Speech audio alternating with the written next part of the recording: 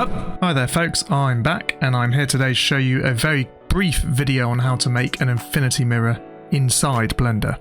Okay, let's make this a quick one for you guys. First of all, you're going to want to go into your render properties, set yourself to cycles. Make sure you're using your GPU for this. GPU compute, if you're using your CPU, just click CPU.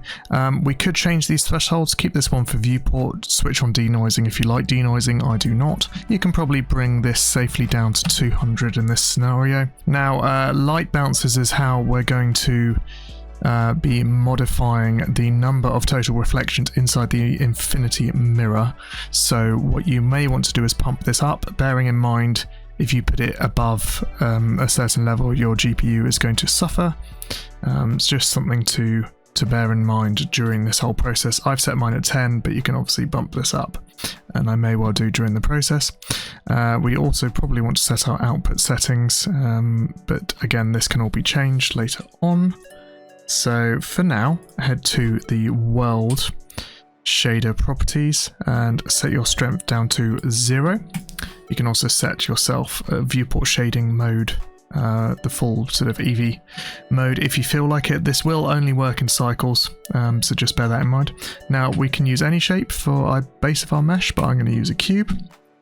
I'm going to scale this up to like 15. Yeah, 15's a bit big, but that's going to work just fine for our purposes. Click it, make sure you assign it a new material down in the material tab, and then go to your shading workspace. And now we have our basic scene set up in Blender. We have to do the core effect of the infinity mirror, which is internal reflections. They ask you how you are, and you just have to say that you're fine when you're not really. And here we are in the shading workspace. We are going to delete the original shader it comes with, Principled BSDF. We're not going to need it. We could also get rid of this bar and make sure that we're in the proper mode, viewport shading mode. So rendered, that's what I mean, rendered. So next we're going to bring in a mix shader module, pump that into the surface. Then we're going to be bringing in a geometry module, which is the main thing because the main part of the shader is part of the back facing. That's how this whole process works. No light is going to be entering the object, only light that's inside the object will be reflected. Hello everyone, Editing Harris here.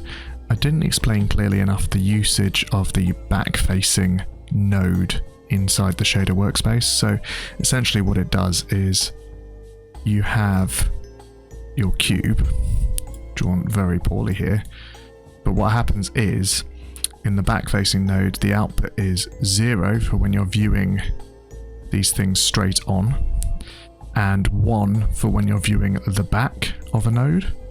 So for instance, everything that the camera sees and hits first of all, as in these outside faces here, 1, 2, 3, 4 in this particular viewpoint are going to be 0, and 1, 2, 3 on the inside are going to be 1, which is why when you use it in the shading workspace and you put transparent on the 0 and you put glossy on the 1, everything on the inside will be infinitely reflective. Everything on the outside of the cube, when viewed from the outside, will be transparent. I hope that makes a bit more sense.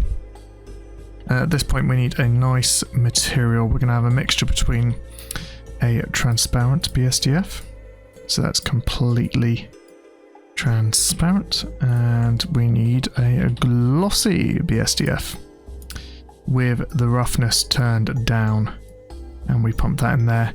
And again, you can see nothing's changed because there's no light internally in this project. So what we're going to do is bring in an object.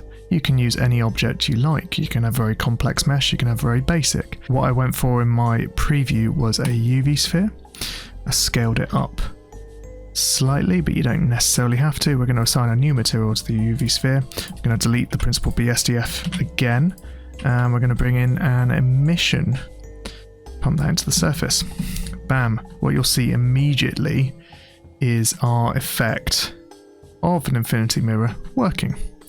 So the main ways you can change this, you can change the emission color of the main object inside the infinity mirror. You can also change the color being reflected. So as it reflects, its color gets changed, which is kind of a cool effect here.